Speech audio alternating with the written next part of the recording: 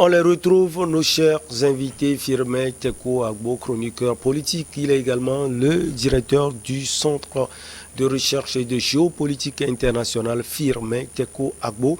Nous avons également Kwamivi Akleso Eso. Il est consultant et coach en entrepreneuriat et en politique. On prend la direction de Banjul. La Cour suprême de Gambie a rejeté mardi 28 décembre le recours du candidat malheureux à la présidentielle de début décembre, Ousseynou Darbo, qui dénonçait des irrégularités validant ainsi la réélection du chef de l'État sortant, Adama Barrow. Firmin Teko Agbo. Pas de surprise, le chef de l'État, Adama Barrow, remporte finalement ces élections avec 53%, suivi de Ousseynou Darbo qui recueille 27%. Pas de surprise. Et nous, je pense qu'ici, sur ce plateau, nous avons félicité le challenger de Barrow, entre-temps, par rapport à un certain nombre de comportements, de déclarations qu'il a eu à faire juste au lendemain de cette élection, parce que c'est un défenseur des droits de l'homme. Il n'a pas appelé les gens à manifester, à casser les choses. Il a dit qu'il allait se remettre à la cour ou aux juridictions. Et on va voir s'il va accepter finalement. On va voir s'il va accepter finalement. Mais c'est quelqu'un qui est moins violent. Ça témoigne de son statut de défenseur des droits de l'homme. Adama Barrow, on savait que tout était déjà plié pour qu'il les remporte. Il est arrivé au pouvoir et il serait été très difficile qu'il perde, s'il perdait le pouvoir. Parce que n'oubliez pas qu'il a toujours le soutien de son prédécesseur. Parce que quoi qu'on puisse dire, son prédécesseur a toujours une même mission, un certain nombre de choses. C'est son prédécesseur qui maîtrise le pays. Lui, c'est un homme d'affaires qui ne maîtrise pas trop le pays. Et n'oubliez pas que ce rapport qui parle de la commission Vérité, Justice et Réconciliation n'est pas allé au fond et il n'a pas cherché à faire juger le président.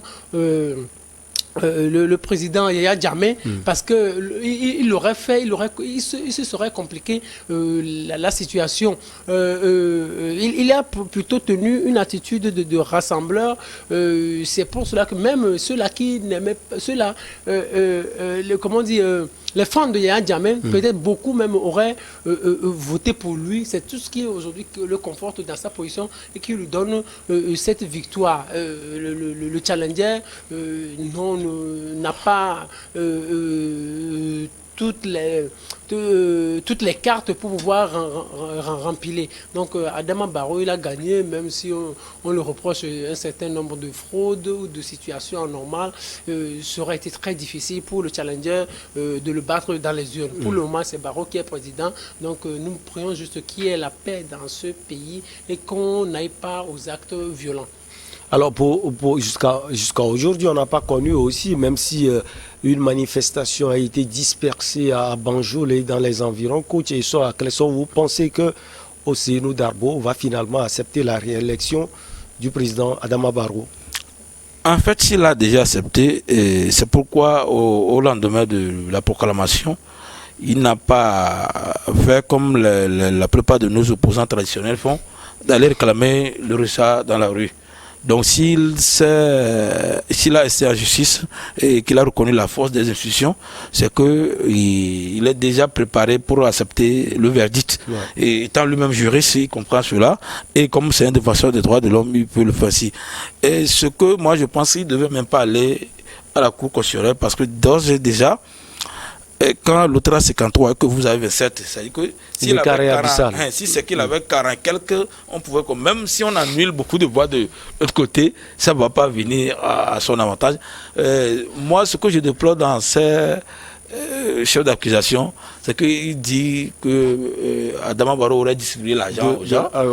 Ça ne constitue pas un crime. C'est-à-dire que les gens le font. On peut le prendre comme lavage de cerveau, mais quand je donne, ce n'est pas un crime. Dans une élection où on n'a jamais dit quand vous donnez de l'argent à la population ou aux militants dans les campagnes, c'est un crime. Donc, et tout ce qu'il a énuméré ne résume pas qu'on a truqué les élections, non. Puisque quelqu'un peut prendre l'argent, mais c'est à lui d'aller voter ce qu'il veut. Donc, je pense que les gens prennent l'argent, mais ne vont pas forcément aller voter. Donc ça peut constituer un facteur. Oui, je prends l'argent, je prends peut-être les sacs de maïs, je ne vais pas voter, mais comme c'est le parti au pouvoir d'Adama Barrow qui est là, alors cela prouve que voilà, ce parti va se dire, nous avons distribué des choses, et donc dans cette localité, nous avons 90-95% des voix. Oui, ce ne sont que des estimations, des sondages, parce qu'ils ont distribué cela. Mais comme je le dis, ça ne va pas dans les faits sur la campagne. Quelqu'un peut prendre ne pas voter. Je me rappelle qu'il y a quelqu'un qui me causait, je pense que c'est les élections de 2005, on dit, je pense que c'était 2005 au Togo, vous voulez dire. C'était RPT ça, non? C'est dans le tas de RPT ça. On me dit que c'est entre Bafilo et Consola. On dit que jusqu'à la veille, il n'était pas sûr que RPT Bouekaye là-bas. Et il y avait Tabaski. La veille de Tabaski, on a donné de riz, des sacs de riz et des boutons aux gens. Au moins, le lendemain, tout le monde, ils sont partis pour aller voter. Alors qu'ils se disaient qu'ils n'allaient pas voter parce qu'ils étaient contre. Mais quand on leur a fait bien fêter Tabaski, ils ont oublié même qu'ils étaient contre. C'est pour dire que ce n'est pas un crime quand, à moins que la Constitution le consacre, quand vous graissez la patte quand même aux gens. C'est maintenant les gens doivent être conscients d'eux-mêmes. Sinon, moi j'aurais préféré qu'ils disent qu'on a donné l'argent aux gens, mais les gens n'ont pas voté. C'est mieux de dire que les gens ont pris de l'argent, c'est à cause qu'ils ont voté. Rien ne prouve.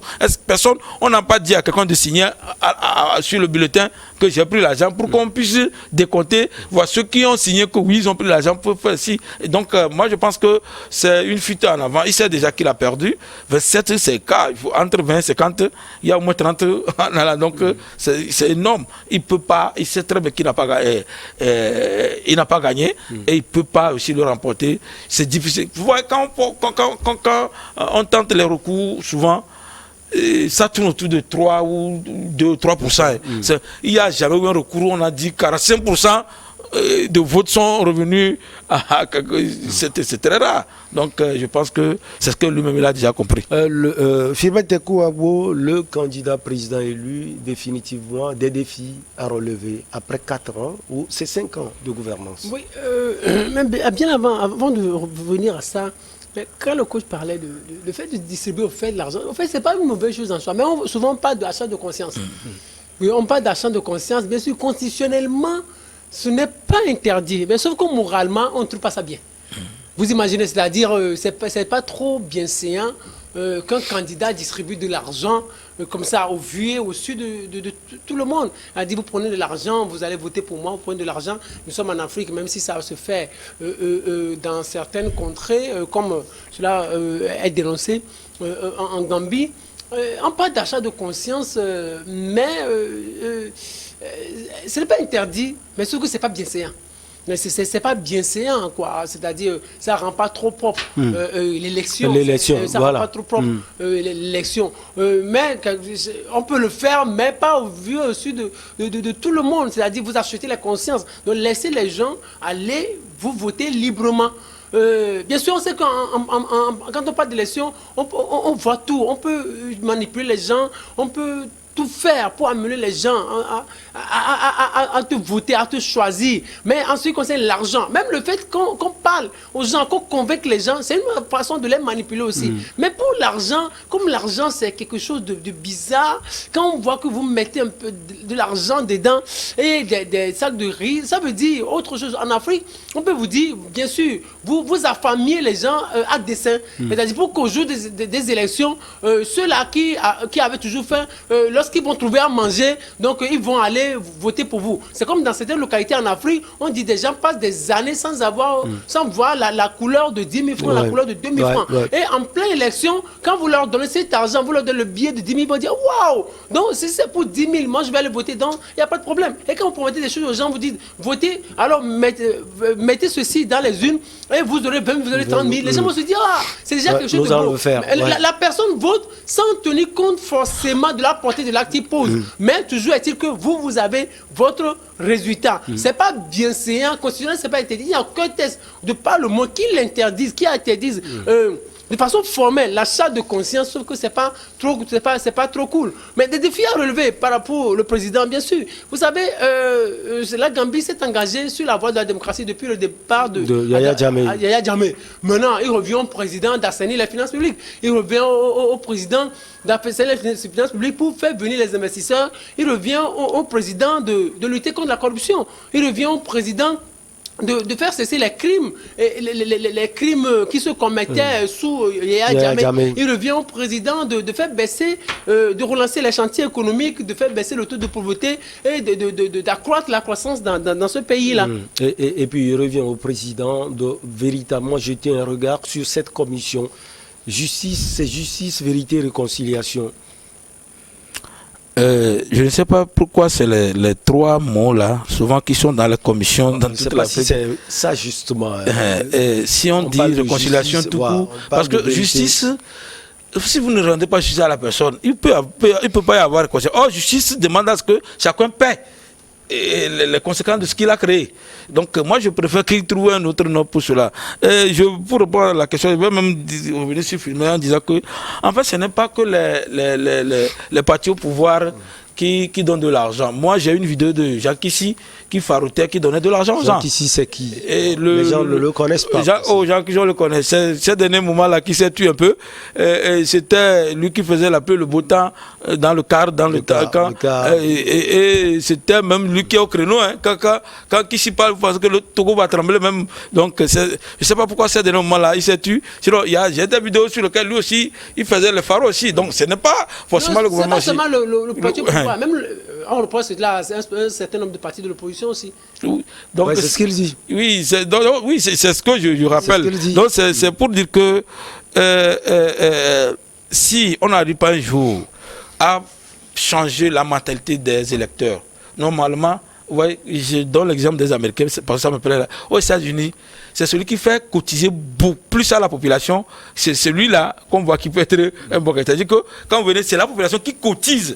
Et c'est cela. Si on ne vient pas là-bas un jour, les choses qui vont appeler quoi là, c'est ça qui vont toujours être là. Mais il faudrait qu'on demande aux militants ou aux électeurs, quand vous aimez la personne, cotisez pour lui trouver la caution pour l'élection. Maintenant, si on dit 20 millions et que vous voulez vraiment que lui, là, cotisez. Mais si c'est toujours le candidat qui doit donner de l'argent, on aura toujours les mêmes choses, corruption, achat de conscience. Parce que jusqu'à présent, je pense que c'est l'UFC qui a réussi ça dans le temps où, oui, je pense que ANC n'a pas réussi. Oui, c'est l'UFC seulement, on cotisait. L'UFC vendait même ces t-shirts-là cher, mais les gens couraient pour acheter. Je pense que ANC a essayé de faire, mais les gens n'ont pas payé.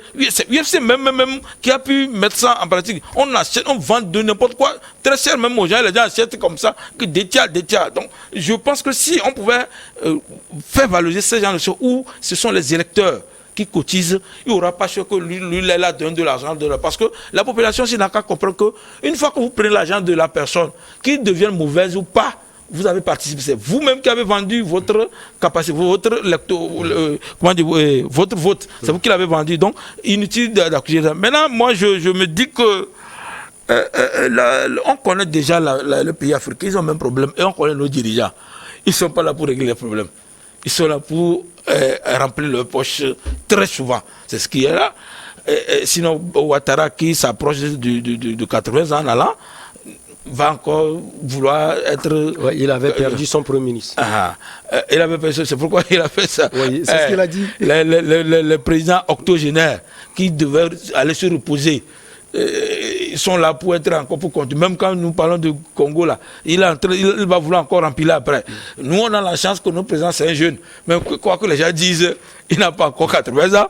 Et même si on sait qu'il doit permettre la ténance, au moins, nous, on aura la chance de connaître un président qui a fait la ténance avant 60 ans, pas comme les autres. Donc, c'est là où je dis que... c'est une différence. Hein. C'est une différence. Nous, notre président n'a pas 80 ans et qu'il est là, au moins... nous, on ne peut pas dire qu'il est à vide. Ceux qui ont commencé aussi n'avaient pas 80 ans. Ouattara avait 69 ans, je pense. Ah oui, mais quand il est venu, il a fait 2 mandats, il pouvait partir. Lui, c'est que là. Il a choisi un premier ministre qui est décédé finalement. Non, c'est un alibi. Apprécié. C'est un alibi. Je dis, la Côte d'Ivoire n'a pas un autre intellectuel que le président de la Coalition. Et il a justifié. Son parti risque. C'est de bon augure. Ça veut dire qu'on peut trouver de bonnes personnes dans l'opposition. Oui, le cas était si proche.